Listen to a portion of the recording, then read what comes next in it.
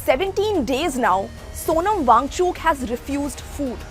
He has not eaten anything for more than 2 weeks. The engineer, educator and climate activist is on an indefinite hunger strike at Delhi's Jantar Mantar, demanding accountability for alleged failures in India's examination system and calling for the resignation of Education Minister Dharmendra Pradhan. Supporters say he has lost more than 8 kg of weight. His blood sugar levels have fallen. Public figures including Arundhati Roy have appealed to him to end the fast before his health deteriorates further. Yet, Wangchuk remains at the protest site. And that raises an important question.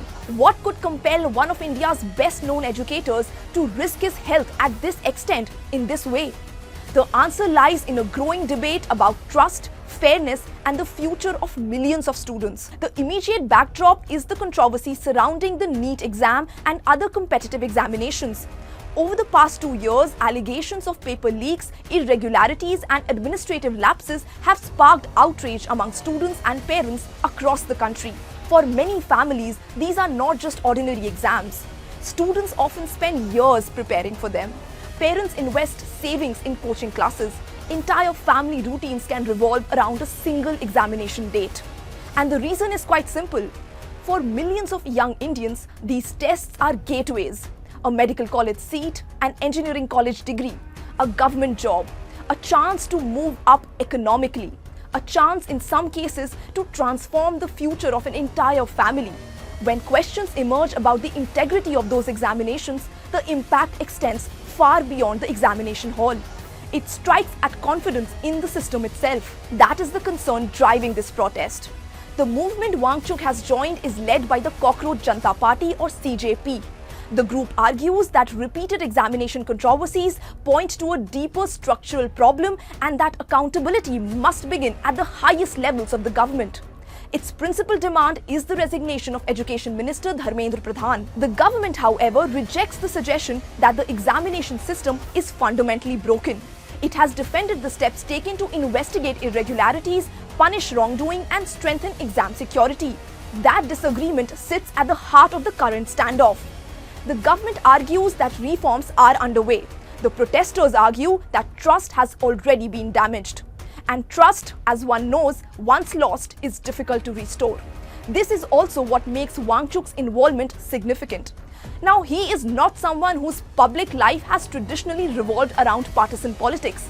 For decades, Sonam Wangchuk has been associated with education. His work in Ladakh earned national and international recognition.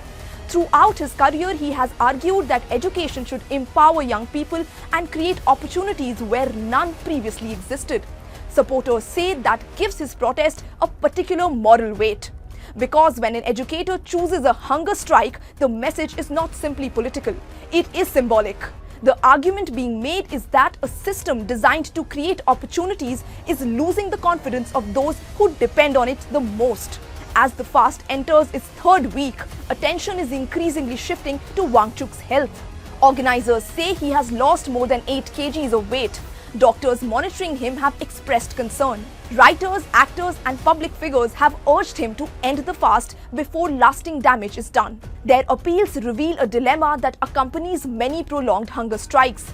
How long should a protest continue when the risk becomes severe? And at what point does concern for the protester begin to overshadow the cause itself? For now, Wangchuk appears determined to continue. India has a long history of hunger strikes. From the freedom movement to modern political campaigns, fasting has often been used as a form of moral persuasion rather than political power. A hunger strike does not merely force governments to act. It in many ways also asks society to pay attention, to you to pay attention. It asks whether an issue is serious enough for someone to endure personal suffering in order to highlight it. That is why the significance of this protest goes beyond Sonam Wangchuk. At its core, it is about a generation of students navigating one of the world's most competitive education system. A generation told that hard work, discipline and merit will determine success. And a generation that increasingly wants reassurance that the system itself is worthy of that trust. Now, whether one agrees with Wangchuk's demands or not is a separate question. But the questions raised by this protest are unlikely to disappear anytime soon. Because this debate is not really about a single minister or a single examination or even a single hunger strike. It is about something much larger. The credibility of institutions that shape the future of millions of young Indians like you and I. And as Sonam Wangchuk's fast enters another day, that remains the central question. Can trust, once shaken, be rebuilt? Can time invested to prepare for an exam that is now null and void ever come back? Or is that precisely what this protest is trying to force the country to confront?